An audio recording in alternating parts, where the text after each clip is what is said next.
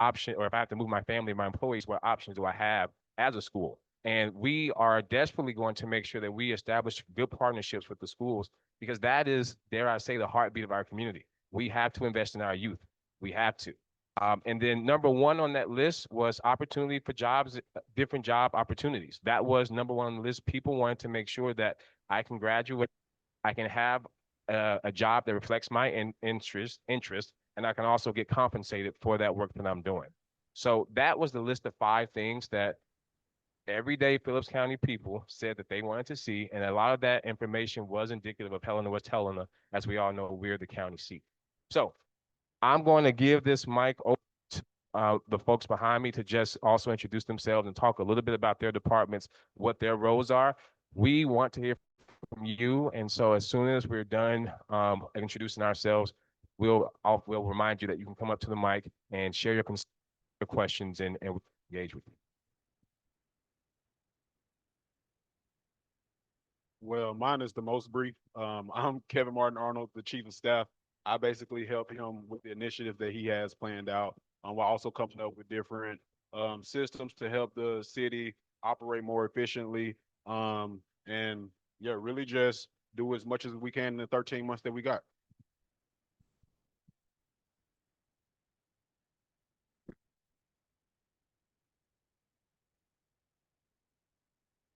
Am the director of the Helena-West Helena Regional Landfill. And the most important thing that we've done down there, we are correcting all of the infrastructure.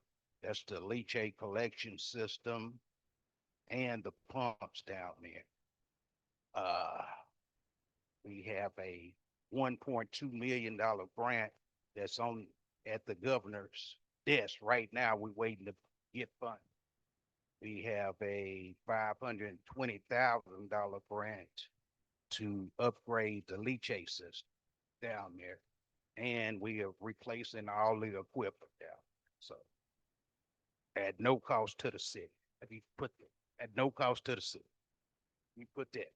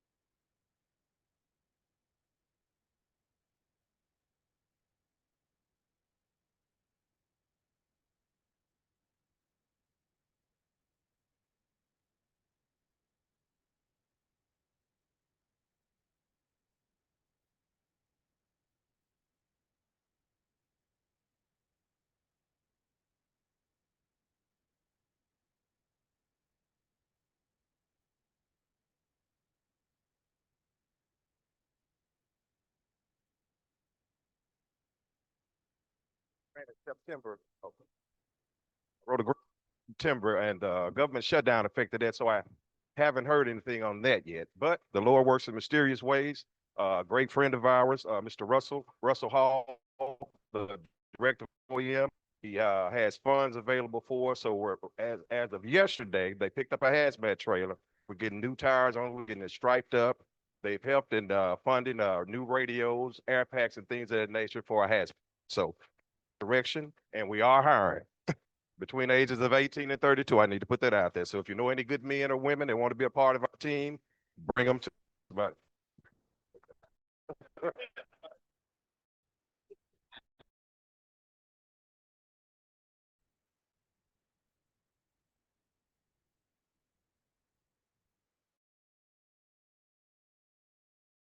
the code enforcement officers, and we have been working on trying to get rid of all the blight that's in the city. It's an ongoing process. It's really hard to reach all the owners, and for the ones that do reach out to us and work with, very poor. And so we're everyday process, and we're still working on trying.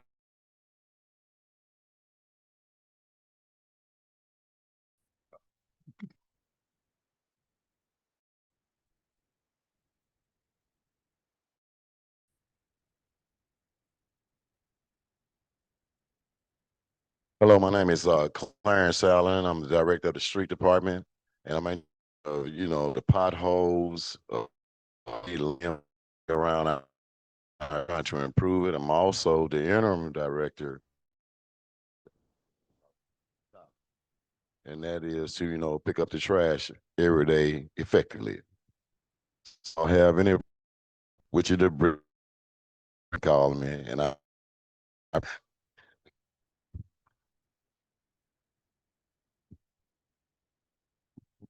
Good evening, everyone. My name is Saeed Rose. I'm the water superintendent, and I've been the water superintendent for 2 years now. Expertise is just keeping the water on. So, and it's not off, it's been on. But no, we know there's various issues that we're currently working on. One of the things that I want to prioritize is that we're working on restaffing. Just like the chief said, the fire chief said, we are hiring to, we want to bring in qualified personnel or at least trained personnel we can train to get to these service calls quicker, help us out with getting leaks fixed and other various things that we have going on at the department. Also, we wanted to take account on going on. There has been various billing issues, and we're working out bugs, and I not be able to address them issues, and they are all resolvable. So it's not like we can't fix it, and actually make sure that we're getting accurate readings during billing time, because I know definitely been a problem, and making sure we're getting these leaks fixed. And I want to basically, I'm asking the community to continue to let us know about leaks. I know there's been some longstanding leaks and there's new leaks. We fix the leaks, they pop right back up. But with the work that's been happening and the funds that's on the table now for the DRA, as the mayor mentioned, we're looking to actually see some line replacement getting done very soon. And I also want to mention another funding source from the DRA grant that we are the process of receiving for 75,000 to work on pump stations. And so we're getting work done. We have pump stations that are running on bypass pumps, and we're getting them bypass pumps removed, saving the city money. And so there's definitely some good things happening, and we want to encourage folks just to bear with us, stay positive, and just let us know when there is an issue, and we're going to get to it as soon as possible.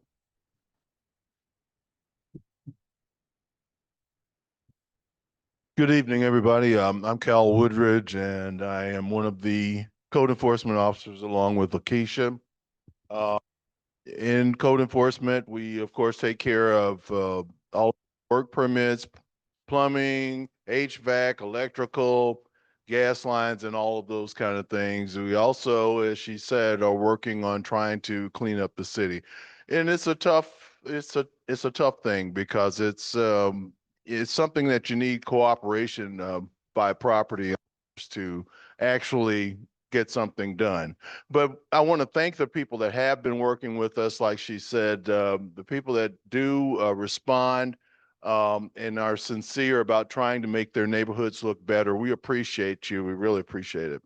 Also, right now, we're renewing all of the business licenses for all the businesses. Most of you, you probably got an email from me not long ago. So get those in as soon as you can.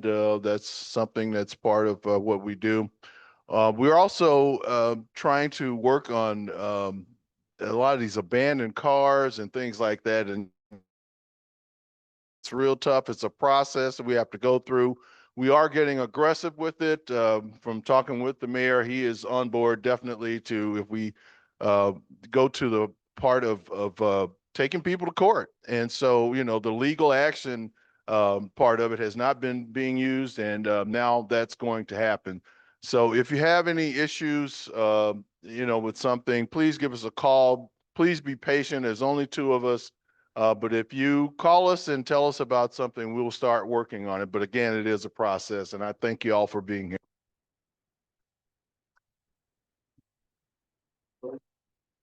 Good evening. My name is Kevin Stacker. I'm battalion chief, and my role is to carry out the day-to-day operation at chief appointed of the men, make sure they have the equipment and all the duties they need to, all the things they need to have to do their duties on the job.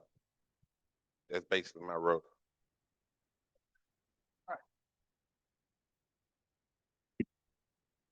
I gotta do.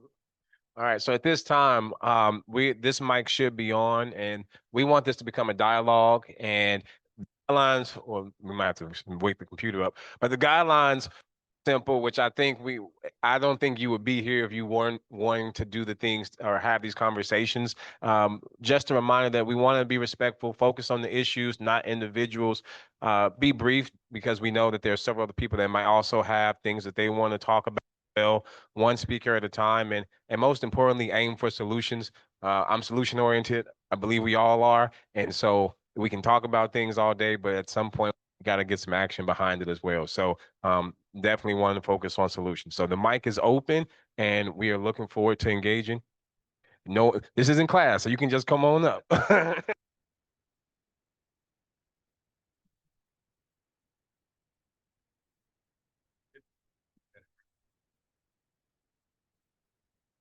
Basically, I just want to come and talk to y'all about some issues that we've been having for about 40 years. Okay. So once again, good evening. My name is Michael Barnabas. I reside in Heritage Hill subdivision. I'm addressing you tonight regarding a critical, persistent failure in the enforcement of our local municipal code concerning dog nuisance, code enforcement violations, and lack of police involvement. While the ordinance are clear, the lack of involvement from city officials has rendered them meaningless. They don't have any teeth because you're not enforcing what you already have on the book. You have that ability in order to put fines in place. You have the ability to do that. You're choosing not to do it. We are not here to complain about single incidents, but about systematic failure to enforce the law. Over the past 4 years, I and several of my neighbors have documented hundreds of severe dog nuisance. We now have 7 dogs in our neighborhood. Game delivery, 7. Primarily aggressive off-leash behavior, animal cruelty, and numerous code violations with throat down, unregistered vehicles, trash, debris, to include sporting tires, general property maintenance, which are spilling over into private property, noise violations, as well as harassment, threats, bodily harm, while trying to handle the situation at the lowest level with our neighbors.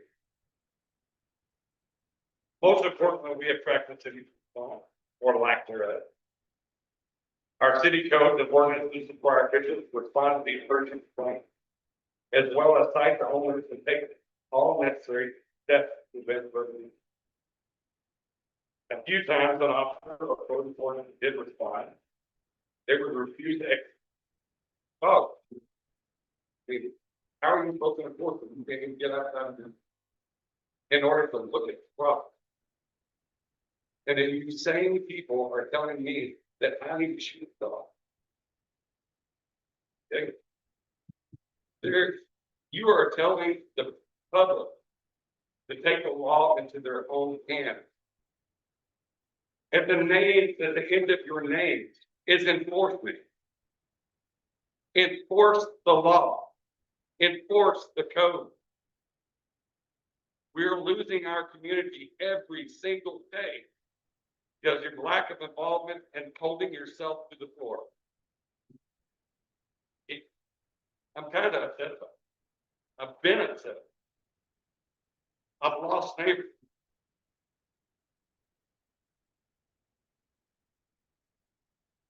The documented lack of involvement signals to residents that city ordinances are not a priority. It signals violators that they can do what they want with impunity. They have literally, my neighbors have come out and said, city ain't gonna do nothing. They haven't done nothing, they're not gonna do nothing.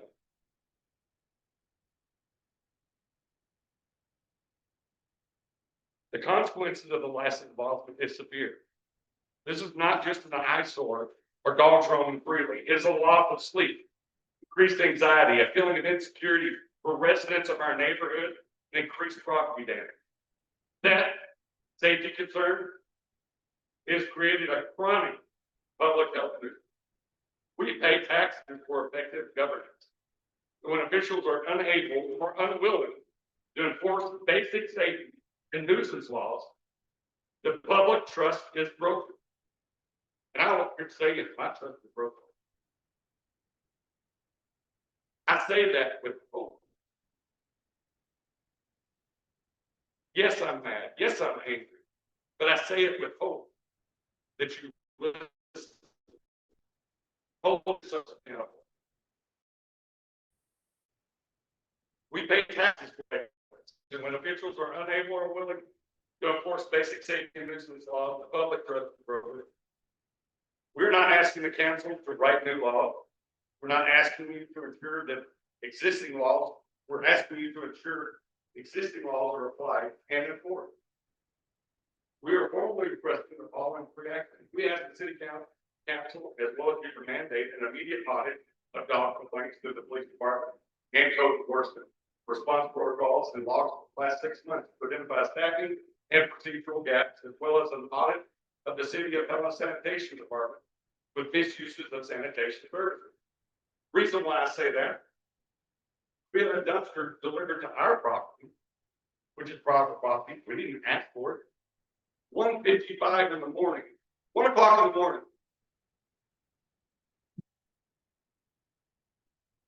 Sound a little fishy to y'all? 1 o'clock in the morning, delivered a dumpster. Was it paid for? We had some of the same complaints about a city official in a dumpster truck stopping by our neighbor's house 2 or 3 times during a week. Several times, wasn't even on our trash day. We complained about it. Thinking that might be just a little bit fishy. You might want to look into it. Also, another thing that might shock you. My next door neighbor, which is sitting in this room right now, is a code enforcement officer. She has to look directly across the street at the blight and the mess and the junk and the crap, quite honestly, every single day that she drives to work, every single day that she drives home.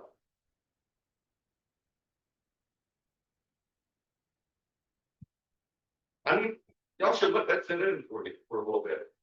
And you wonder why we're losing residents. My family has been here for over 6 generations. Both sides of my family.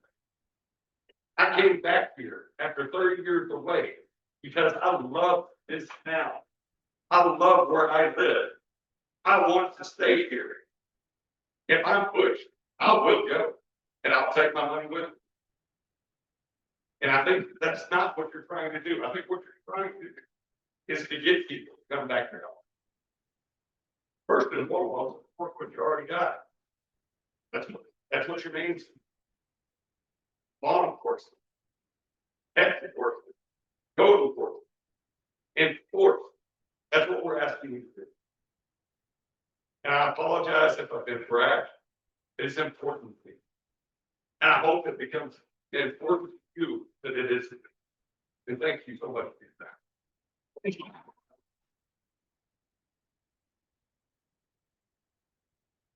you. Real fast. Was it Mike? Was it Mike? I was trying to make sure I was noting everything you said. I got down the first 2 that you had, which was immediate audit of dog calls, and then number 2 being sanitation department misuse, looking into that. What was number 3?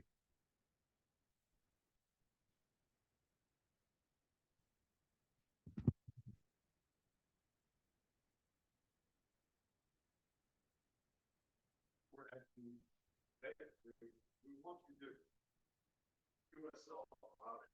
You know, you're talking about the city not getting funds. At 1:55 in the morning, was that dumpster paid for?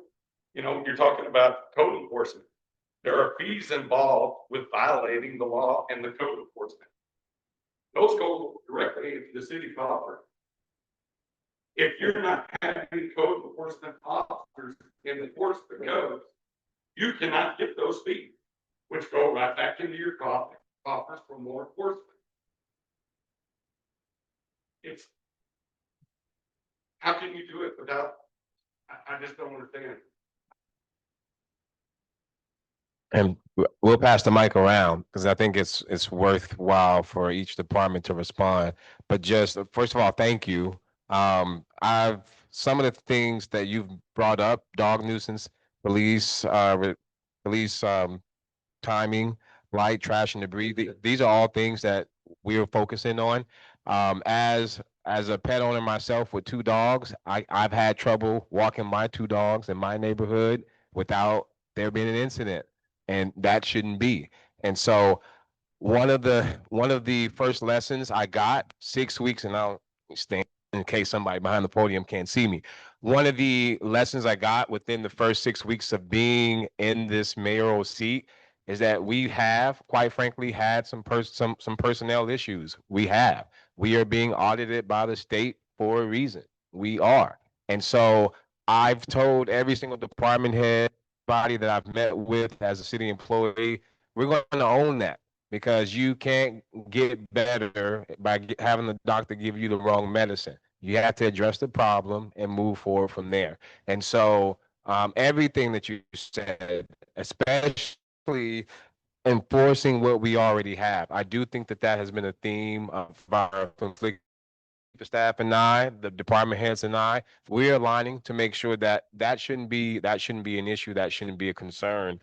Uh, Especially one more thing that I wanted to talk about, and I started to get on it a little bit, but staffing right now, and I'm not commenting on any city employees' jobs directly. Can't do that, but we are making sure that we change this from a system. You have nepotism everywhere. That's not new. That exists in every single industry that you can think of. I've had people come up to me in my 6 weeks and ask, "Is the city hiring?" And I have had to respond directly. The standard is changing. It's not the city hiring. Do you have the qualifications for the role that you seek? Are you going to want to do the work, or do you want, and I'm trying to think about how I've said it. Do you want a job or do you want to do the job? Because I think when I've stepped into this, the only reason I said yes was because I care about this place that I call home. And I believe that sometimes city officials in any city that you go to, we can be remiss to think that that title is about us. It's not. You'll never see, and I've asked every single person up here, we're public servants. We are doing the jobs that you have pointed out that we ought to do. And that should be our attitude. So please know that these are definitely priorities, and these are things that we have been looking into over the last 6 weeks as well. Let each department head that is relevant speak to well.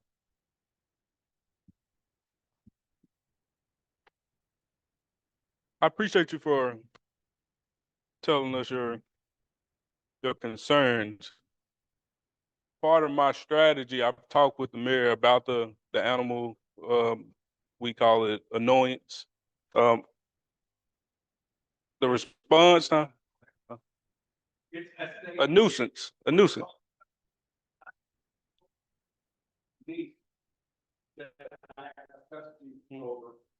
She cannot play out in the front yard. She cannot walk down the road. We have already had to say that people who own the dog have already been attacked by the dogs while the police were there. As well as our dogs. It's not an annoyance. It's a safety issue. I understand that. Moving forward, I've talked with the mayor about the steps that we need to take to enforce everything that needs to be enforced. The systems are changing. I hear you. There's going to be change. Thank you. I think the biggest thing here is for everybody to know that you have the right to protect yourself. As well as my property. Yes, sir. When we have telling us to do that, when those same neighbors come after us and you have to deal with it, I want you to remember that. I want you to remember what's coming out of your mouth right now. Because it's I mean, coming. I understand what you're saying, but at the end of the day, I'll say it again. Everybody in here has the right to protect themselves. That's your word. I want to add to that. And we're going to we got the rest of an hour to make sure that everybody's going to get some. I want to add to that. I'll be checking with our city attorney to make sure, because I don't want anyone here leaving with misleading information, but understanding that yes, it is a safety issue. It absolutely is. Something else that I wanted to touch on before I pass this mic back again. The city cannot help if we're not good with our money. And that's something that is common sense 101. And so one of the things that we're doing, one of my biggest priorities is tackling the budget. And I've said that, I believe, in a couple of interviews for newspapers that I've done. If we have the money to provide certain services, then those services can be provided. I know that there are a couple Friends of the Delta Dog representatives here. The city at one point did have a humane society / shelter that was temporarily placed here, and it got repossessed. And I do believe maybe that was not a priority, but that's something that should that opportunity come back, I've talked to them about that. We want that. We should have a place where we can send dogs, I believe even our code, that code does need to be enforced, because the penalty for returning a loose dog currently, as of the latest ordinance, is $5.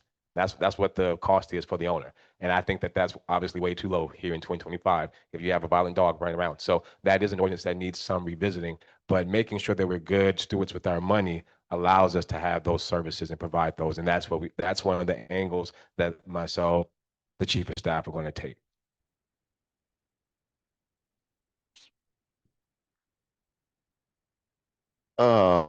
Sir, after this meeting, I want to meet with you because I want to get an exact time when that dumpster was delivered. Okay. Oh, look into that.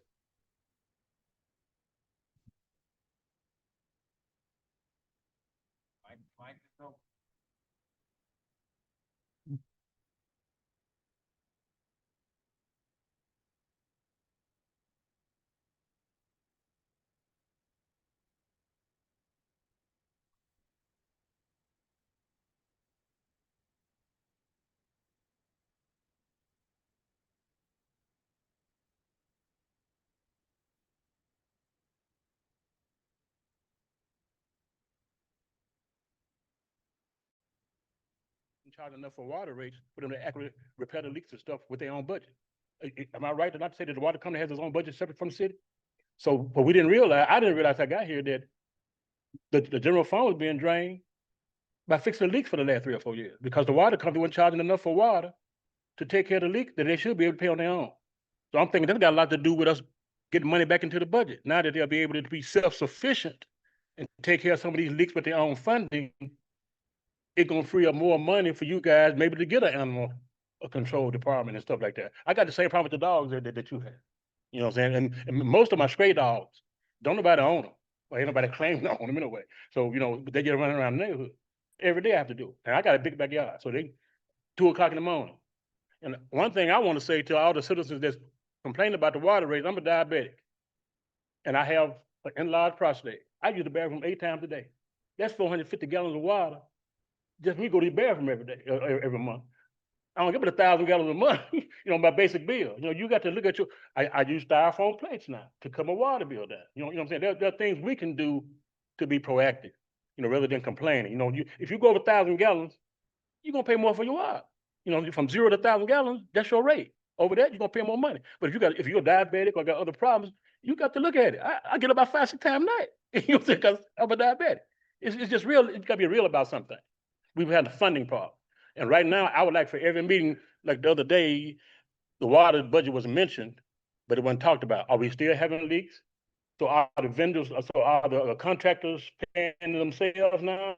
I mean, is the water company paying there was 37,000 here, 47,000. Now we ain't hearing about that in the city council meeting. I'm assuming that the water company is covering those bills on their own now. But it would still be good for us to know that they're doing good enough with the water rate. That's still gonna increase. We get another rate increase in January. You know what I'm saying? we borrowing money on stuff that we just never did take care of. It wasn't no one person's fault. It's been 45 years, you know, I was paying $35 and I was happy about it, but I wasn't paying the right rate. You know, I've been getting up on the city. I mean, we was bragging about the low water rate, but in reality, in those meetings, they told us these rates should have been increasing every year for the last 25, 30 years, and they wouldn't. And now we're seeing a bill tomorrow, we're getting abused. And if they got done gradually over the years, then we wouldn't be surprised on what we're paying now. Now it's hitting us, and we think we're getting messed over. I don't want to use the wrong word, but we're not. It's just, you know, I moved back to the country. I said, oh, $35. Oh, yeah, I'm happy. But, you know, we weren't paying the right rate. You know what I'm saying? We need to realize that for all these years, we didn't get the gradual increases in water rates to sustain our water department. You know what I'm saying? You using contractors, $37,000, $47,000 coming out the general fund money. That's not in your budget. I can guarantee you go back and look at the last 3 or 4 years, I did it, over $2 million replacing or fixing these water pipes out of the general fund. And that should never happen. The water company should be able to do that on their own. And now the rates are increasing, things are getting better. We'd be able to get an animal control shelter and all these things. I mean, it's a process. I mean, I watch every meeting. If I don't watch it that night, I'm on it the next morning. You know what I'm saying? I want to be informed. You know what I'm saying? I'm kind of talkative. I'm a little aggressive about things. I'm like you. I was born and raised here. I never saw Helena and West Helena as two people, two towns before it joined together. It was all one city. I've been knowing that man there long as he's been living. He's been knowing long as I've been living. You know, Helena and West Helena was what it was. You know what I'm saying? So I've never looked at it as two communities, even before we joined together. You know what I'm saying? And young man, I'm proud of you because you didn't come on here in these last 4 months, and I see you and what you're doing. I'm proud of you, Chief. I love what you have with this city. I see police everywhere, waving at me every morning. I mean, thank you, brother. You do a great job. You know what I'm saying? I don't even know you, but you know, I'm a good do what it's do. You have shown a difference in this community. You know what I'm saying? And you too, sir. I mean, everything. I want you to explain what leash means. I know what it means because I've listened to the music. They don't know what that means. You know what I'm saying? I didn't know either. You know what I'm saying? I'm good explain, but about the lead tech stuff. You know what I'm saying? Yeah. I mean, I watch all of it. I mean, we got to be informed. Me and Mr. Arnold, we got on Facebook with each other, you know, but he's an aggressive, good man. You know what I'm saying? We came, we friends now. Ain't no problem. I love you. You know, but like I say, we need to look at stuff. We got dogs running around. We ain't got no animal control. And most of these dogs, I got a neighbor, I ain't gonna use, anyway. He got a dog, but all his stray dogs, they go over there and mess with his dog. Then they come in my yard in the middle of 2 o'clock in the morning barking. You know what I'm saying? And now I got me a pellet gun. I ain't getting no gun gun.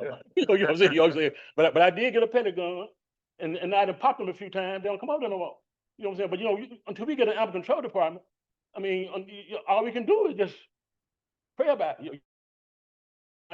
Understand? Thing, but I think we're on the right track.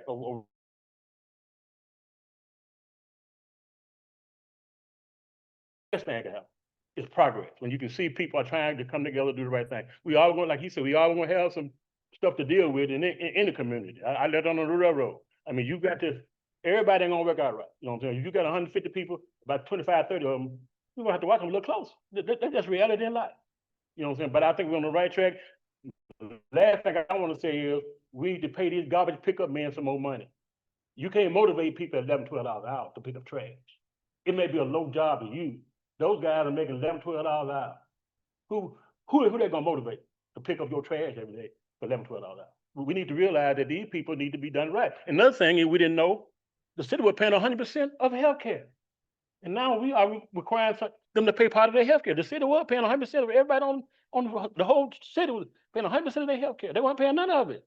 And now we're making them, I don't know what the percentage is, but they're paying a part of their own healthcare now. That goes back into the budget. I mean, those are things that I've been watching, you know what I'm saying? That improving the money in the bank, the general funds and everything else, and with the water company not fixing their own leaks, it is not hitting the general funds like it was. I mean, we are doing, you know, we still in trouble, but hey, we ain't running, but we walking good.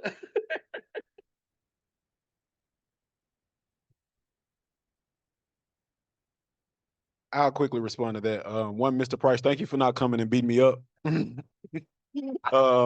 But also, yeah, and I'm gonna let Saeed also give a, input on that too. But I know, like you said, the water rates definitely had to increase for us to even be eligible for some of the loans and everything that we were trying to get. And so now that it has put us in a better spot to water, but also be able to get more funds loan.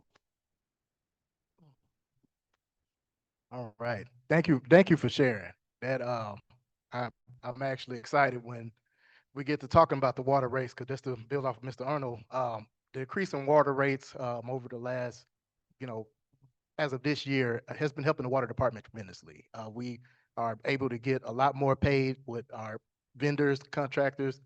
Revenue is increased. And so, yes, we are able to get more things done. I wanted to make a point to the leak repair. Now, with contractors repairing these leaks is essentially been since our back-to-back water crisis stemming back to 2023. Okay. And so when we brought in contractors, when they are fixing these leaks and submitting their invoices, we have to bring them before the council if they're higher than $5,000. Okay. And I know there's been some mighty invoices because there's been a lot of leaks to fix.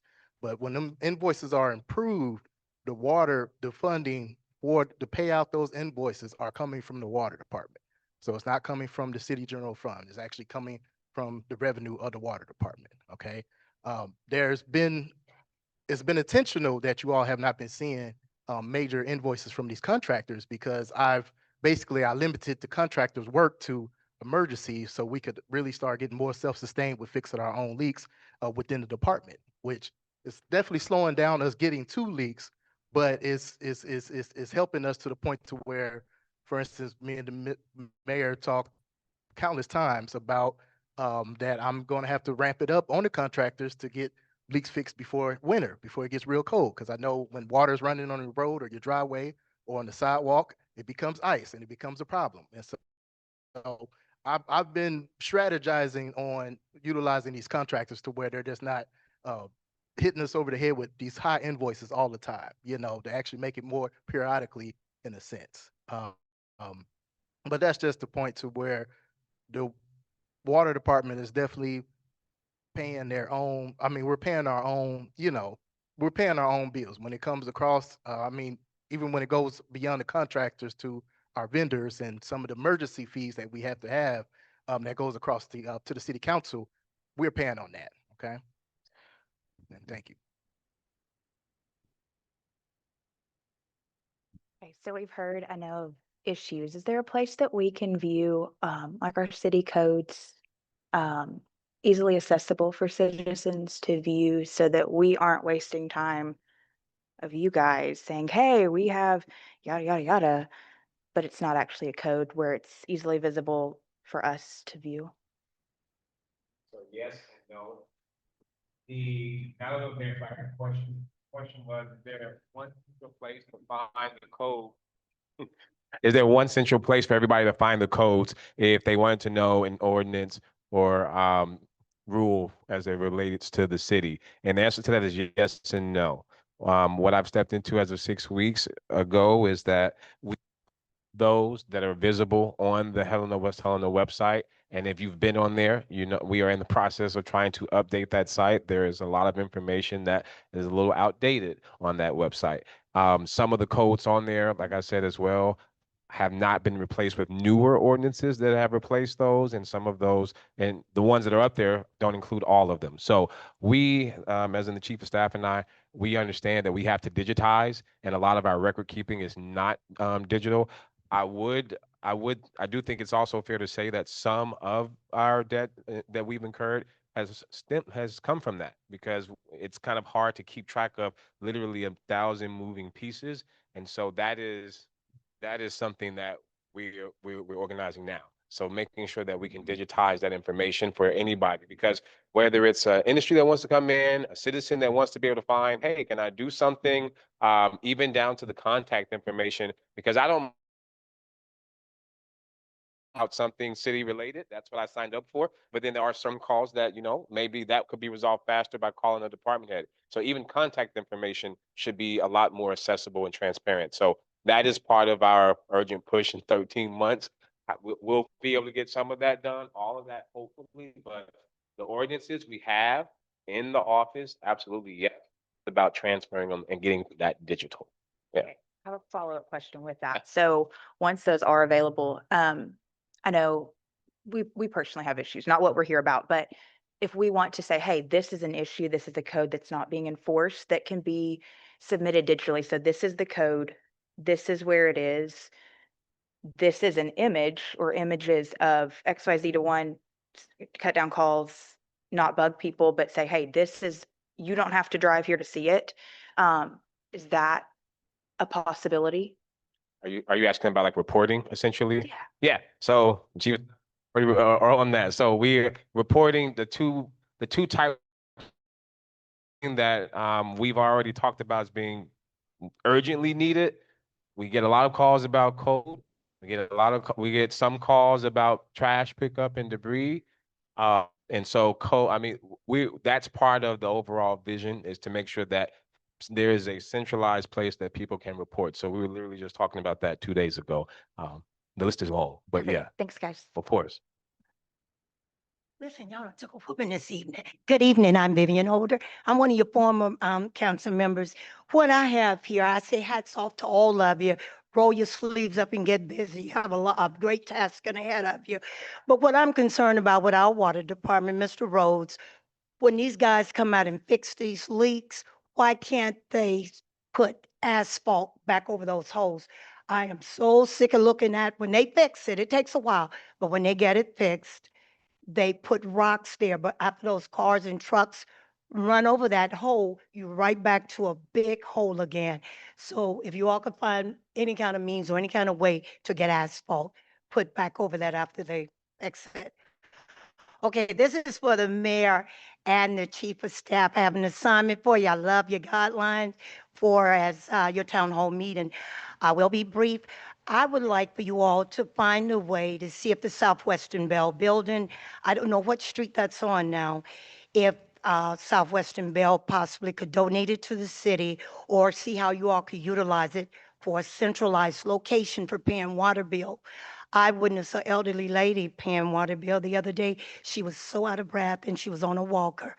She had to lay against a building. And then if you could, if you're not going to fix the old water building up downtown West Helena, I love our fire department, so I have to look out for you, Chief Brown. It would be nice if the grant writer, Reginald Wilson, and somebody else said they write grants. Why don't you all consider turning it into a firehouse restaurant where you could sell your ribs? You know, or cook out of it. Okay, y'all gonna pay me for my ideas too. Also, the continuation for the code enforcement officers. 4 is the tearing down of dilapidated housing. Is it any way possible the city could tear down and put a lien against their taxes? You know, so that's a solution and a problem and assignment for all of you.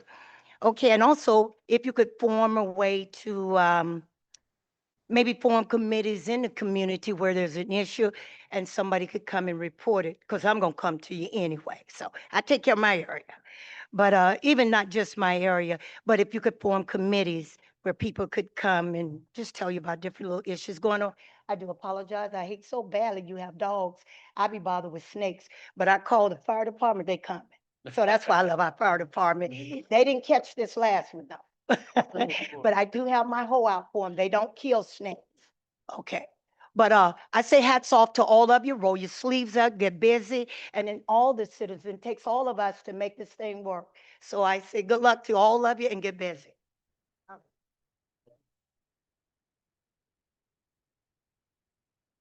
Good evening, everybody.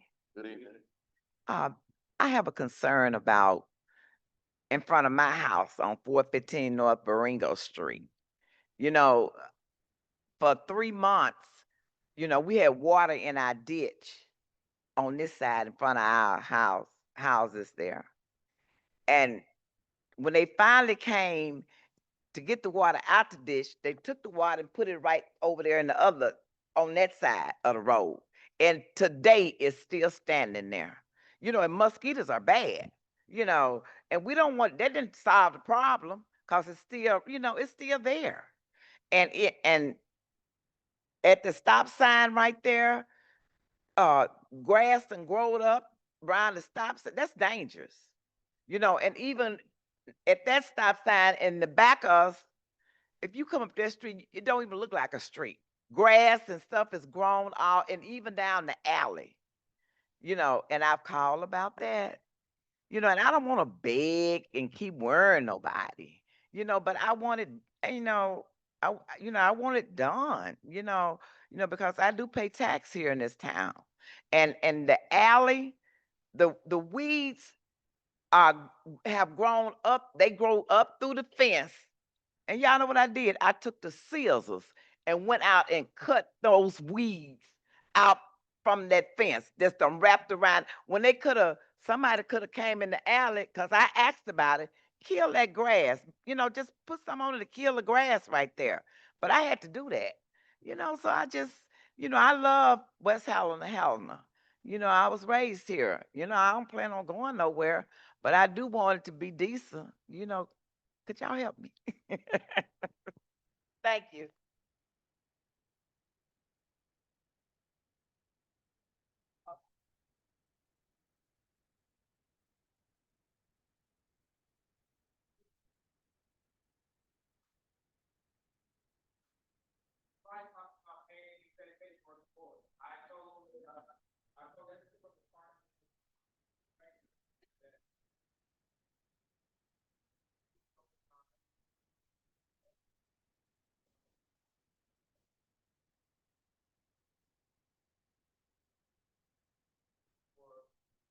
Because we're good stewards. And so I do believe that once you become good stewards, people can get a competitive job again. People can have a pay raise, can get a thousand votes. I believe those things. So as we're being good stewards with our money, the plan is to make sure that we provide for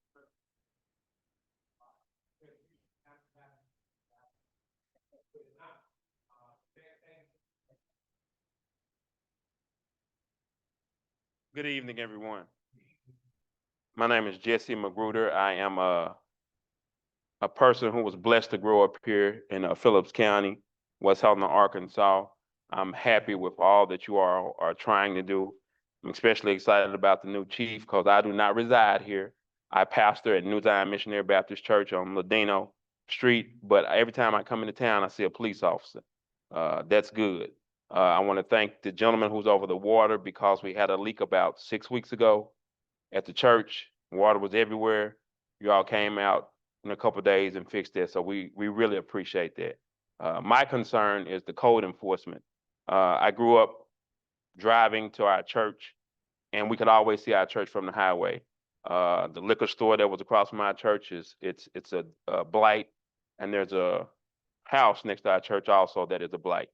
So we would love for you all to address those issues. Also, I serve as the state representative, and I am aware that legislation was passed that you all can apply for a water grant next year that will significantly help communities like this.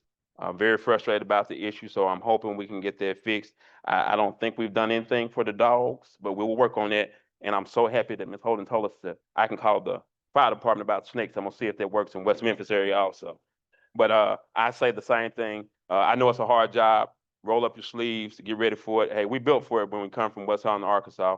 We've never ran from a fight, and we will not stop running from fights.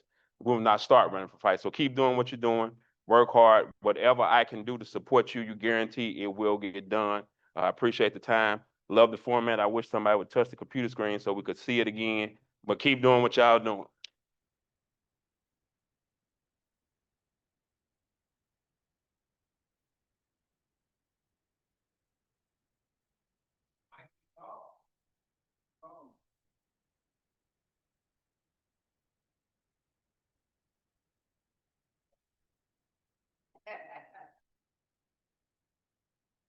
I think we all have the city in general, I would say that the public has a perception about the potholes. Is there any way that somebody could possibly put some coal mix in a pile in a public somewhere and maybe just have somebody, or they can come and put it in a 5-gallon bucket? I work for the state. I work for the highway department. That's what we do. I don't mind going through my neighborhood and grabbing some cold mix and shoving it in a hole and run my car over it 2 or 3 times. If it's helping my neighbors, if it's helping my friends, if it's helping y'all. I don't expect y'all to do it all. I'm a part of the community. I'm a part of the solution. Okay. You have people in the community that are willing to help. If you'll just provide a little bit for us to help. And that's one thing that I see that the city could do is, I'm not saying, because I know there will be people who will abuse that if too much is allowed. But if you allow somebody to come get a couple 5-gallon buckets of cold mix where I can go in my neighborhood and fill holes, it's not a difficult job to do. It's easy, real easy. And I think most people in the community, if they were provided with that ability to do it, would help y'all out with the potholes. Just an idea.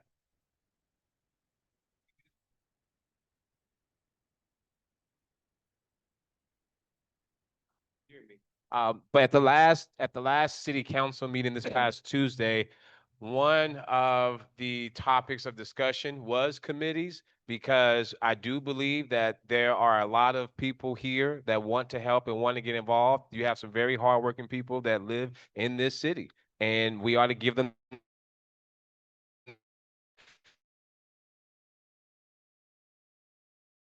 that are fun. We're a little strapped for cash, and we're trying to pay down some of our claims while we know personnel changes and being made currently, and what that's going to make departments look different.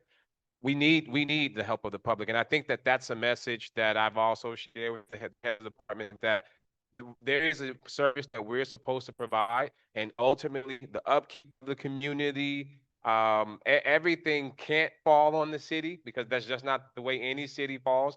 There has to be community pride, there has to be community care, and that's what we need. And so I had a text from a peer of mine that she sent maybe 2 or 3 weeks ago, saying that oftentimes we chase all of these industries to just try to revive an area and bring back the economy, bring back jobs, but we overlook that piece.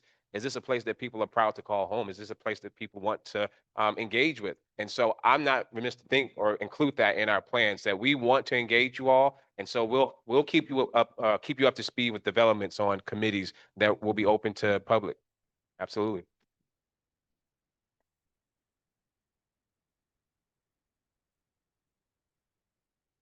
Sat here and gotten cold, so if I start shivering, I'm more beautification. I would I would like to know, what are the steps for the code enforcement officer when you have properties that are dilapidated?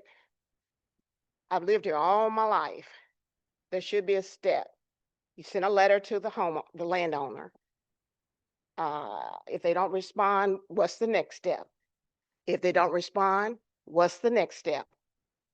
We have houses in our neighborhood on Elm Street. These houses, they were grown up. We have a neighbor, Miss Betty Brimley. We went down there. She's cutting someone else's trees that are overhanging on her property. That's crazy. Okay, if these people live in Texas or wherever, they're living in beautiful neighborhoods. Oh my goodness, you see them on Facebook and, oh, their houses look gorgeous. But what about us? We're here living in a town where I live. It's a curve. Every morning I'm praying that no one comes over in the side of that curve to hit me. When Miss Latoya Harris was on the city council, I called her one time. She got someone out there and put some rocks in there. They did the best they could, but like the gentleman said, rocks don't do it. You cannot do rocks. I know we have, I saw something where you guys are going to try to get some information about what streets need to be done. Guys, I have a hard job just like everybody else. It's hard for me to go around to every street. Is that someone's job, or are you guys just wanting us to kind of let you know something. Can someone that works for the city ride around and see, all you have to do is drive for 2 seconds and you've hit a pothole. So back to the code enforcement officer process, please. What's the process? Okay. The process with the property, I'll go with that first. With property, yes, we send out letters to the property owners. The problem we have is that a lot of times we have property owners from out of town that buy homes or property on auctions online for lack of taxes being paid or whatever the case is. They never come and look at the property, and then there's some that do, but a lot of them do not. You send a letter to them. Only information we have to go on what the county records are for property owners. A lot of times that's not correct. The letters come back. What you do after that, after you find out that, that's a tough one when you find out that it's, you can't get a hold of these people. The next process would be to go through to try to put a tax lien. It's a very complicated process to do that. And you're not guaranteed that you're going to get anything out. For people that actually live in the local area, it's a little easier, but the town folks, that's tough. And I don't want to mislead you or anything. I'm just telling you, it is. It's real tough to enforce a lot of that. What I said before about going to the next step of going to the legal part of it is where we are now. And we're going to try to follow up with that on all of these property owners that if, we try to get them to clean up, they get sent the letter, you send them another letter and you tell them, okay, this is your second warning, your third warning. By that time, then at the third warning is when we can do an affidavit and actually take them to court. Okay. And then you go from there. But there's no easy fix for this. I mean, and people can still ignore it. If they're not paying their taxes on their land anyway, they don't care about you putting a lien on it. Stand. You know what I mean? And so it's, it's one of those things you have to deal with. But we are trying to move to that next step of doing that. As far as houses being torn down, you got to have equipment to do that. You got to have money to do that. It doesn't just discourage. even if, because, there's houses that are condemned right now, but we don't have the funds to, and the equipment to take care of those. We were doing some of that. We were getting some homeowners and property owners that actually have paid. Now I know nobody hears any of the good stuff, but we've had several people that actually responded to them and they took care of it themselves. We put them on payment plans and some of them have paid it off, the work that we did for the houses that we did tear down. So, I mean, it's an ongoing process, but I just tell you to be encouraged that, and I know that our mayor is serious about trying to change things. And I appreciate that answer.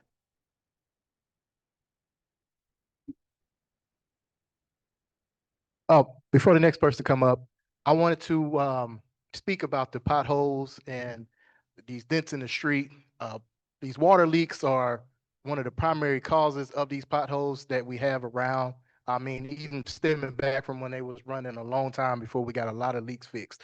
Now we got them same leaks back and we got new leaks. But what I wanted to do is pose a solution to work with the street department, with Mr. Clarence on when we're actually tracking these leaks and actually basically tracking every street in Helena, West Helena, because we're working on multiple projects, not to only replace lines in West Helena, but also Helena. But as we're doing it, I will ensure that we're purposing some in our revenue to place the right way, to bring in additional contract, make sure we're getting these streets fixed the right way. We're going to get that done. That's going to help out the whole entirety. And then, like I say, we don't have the issue of continuing. Sometimes we have to go back and reopen up, what we fixed. That's kind of a reason why There are a lot of gravel spots because we actually have to go right back in there and dig it up. But I think that'd be a good start to the process of making sure that we're getting some of these potholes addressed as well. And just to add on to that, even like Mayor Whitfield was saying, a lot of this has to do with making sure that we're getting skilled employees in. And so I think the actual process is even when they fix the leaks, they're also supposed to fix the street. But if we don't have the manpower to be able to fix the streets, we have to rely on the street department's cooperation to be able to help with that. And as far as like the form and everything that we put out about the street department, that's also for a grant that we're planning on doing in December. And we are in conjunction with the street department, having them identified because again, they're the street department. They're the ones who are usually driving around, identifying the potholes anyway. But we also did want to make sure we got input from you all in terms of like what are the like in your neighborhood, what are the most like what are the potholes that you're noticing? Or even on your route to work, what are some that you're seeing the most in terms of like the most traffic streets? That way we're able to compile the data and see which ones we need to tackle first. Yes, ma'am.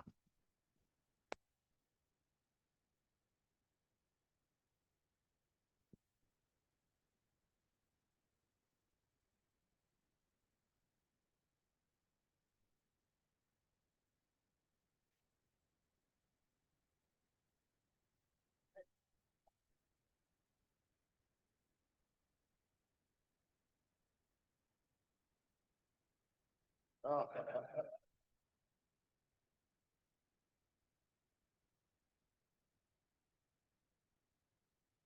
everyone. Hi, everyone. My name is Darby.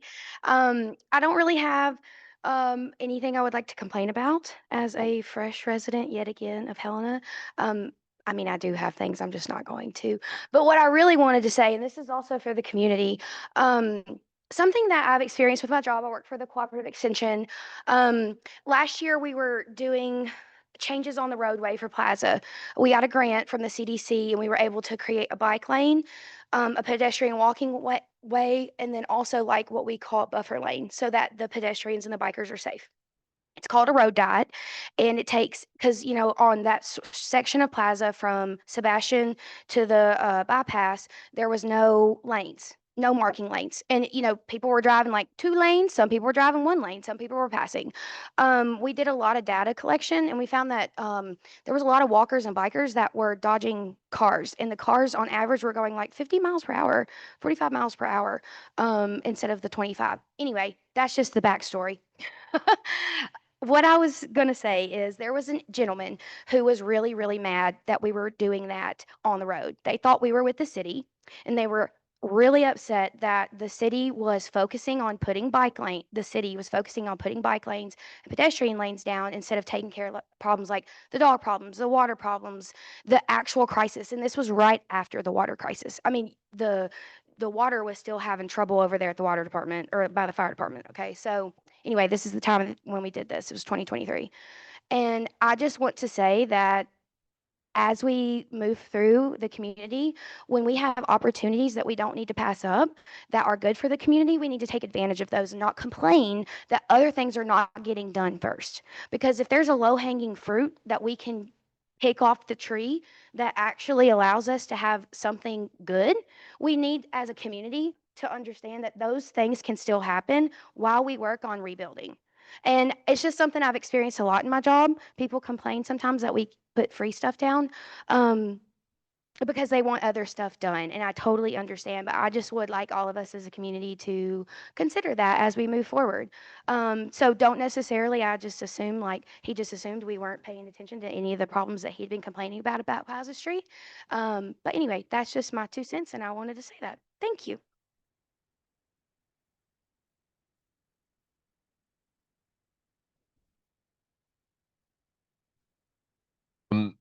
That gentleman would be a little upset to hear that in the spring of this year, we're going to go for an RDOT grant to do bike lanes and new sidewalks. So we'll break that news now.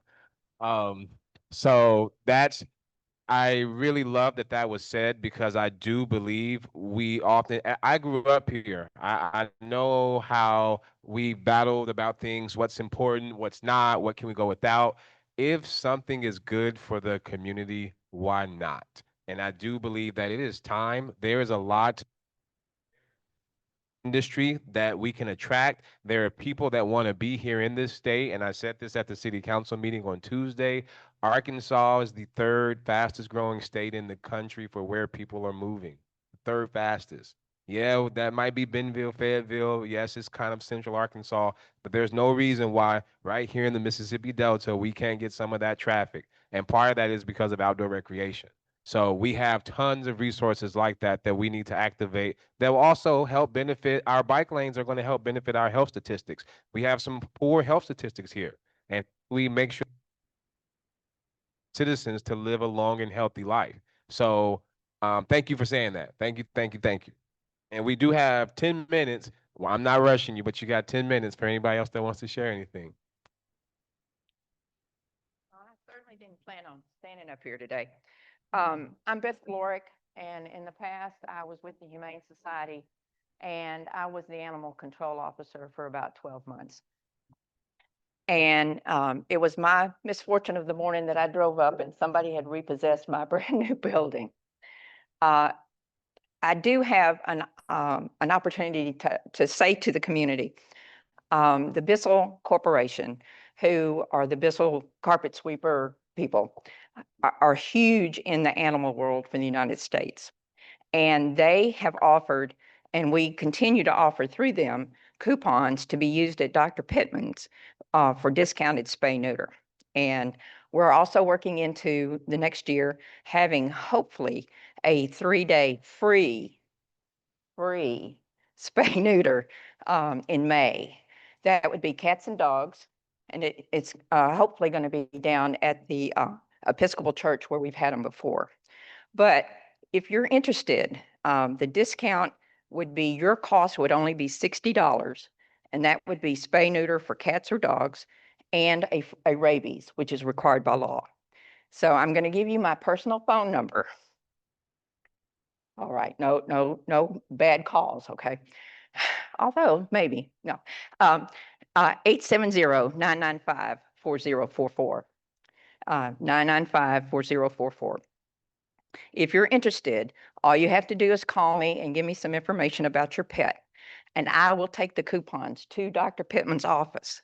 You'll have to make your own appointment, and you'll have to show up, and you'll have to pay your part. Is only $60.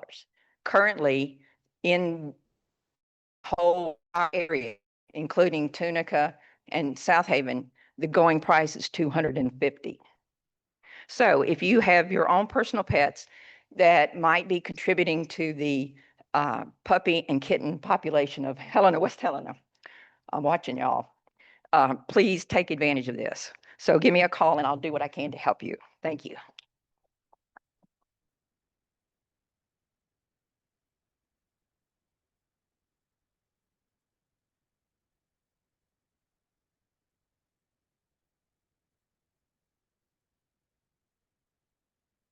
I didn't want to wait till I got up here. It was kind of a long walk. My name's Elizabeth.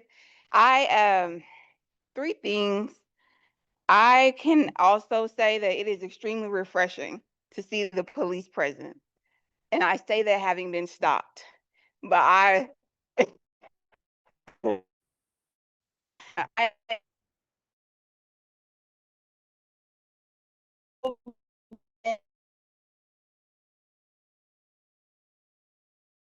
am glad for that. So thank you. On the dogs, this might not be a major issue, but I will just say for me, I enjoy walking. And the reason why I don't walk in my neighborhood is because of stray dogs. I would love to, sometimes take time to just step out and walk instead of having to drive to the edge or central like I often do. But I don't because I'm afraid of dogs and I can't run that fast. So, and then there was a third thing. I appreciate the work you all do, and I'm excited about what's ahead for this city. And like the lady said earlier, I don't plan on leaving. I plan on being around for a while. So I'm excited. Thank you.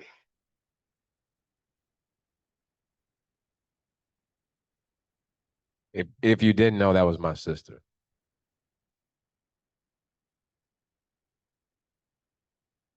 Any other pressing? By if you don't I'm not going to try to drag it out. If you don't have anything else in the next 5, this is the first of 5 more town halls. We're going to be a little busy because I do think it's time for a new tone.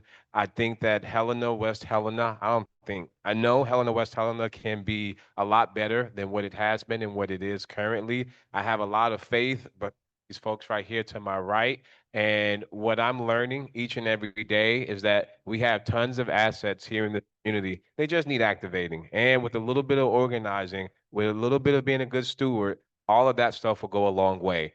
One of the things that I want to share this just, and I might say this in every meeting, I might not, but it's been a wild 6 weeks. I'm an adjunct professor here. I teach composition at PC for the dually enrolled high school students. I got the call on a Monday about this particular ask. I accepted it on a Tuesday, and that next Wednesday, or not the next Wednesday, but the following day, Wednesday, was the day that it was announced. And immediately, and this is not typical to just Helena everywhere, immediately felt pulled in every direction by the time that announcement hit the phone. And what I want to reassure everybody, I'm not the mayor for this side. I'm not the mayor for that side. I think Helena deserves a mayor that's going to be centered, grounded, and wanting to do what's best for the city. Nothing comes out of our office, nothing that we decide, decisions, policy, ordinance, whatever, nothing will be out of personal interest. And I've asked that for everybody that's over here to my right. We will not do these jobs because my boy over here needs a position. This person do I like? Does this make sense for the city of Helena-West Helena? Nothing less. And so that is the tone that we will lead with. Thank you. That is the tone that we will lead with. And yes, that does not mean that every decision will be a popular decision, but it will be in the best interest for the city. And so with that, I thank each and every one of you for being here today. If you want to come back to the other 5, you can. We'll be announcing those details on our official Facebook page. We want to make sure that we're not trespassing into some folks' places, so we got to make sure we get their permission first. But thank you all for being here. Everything that we have, it is not for nothing. We will make sure that we address it. We will make sure we spend time on it, and you know where to find us if you need us. So thank you.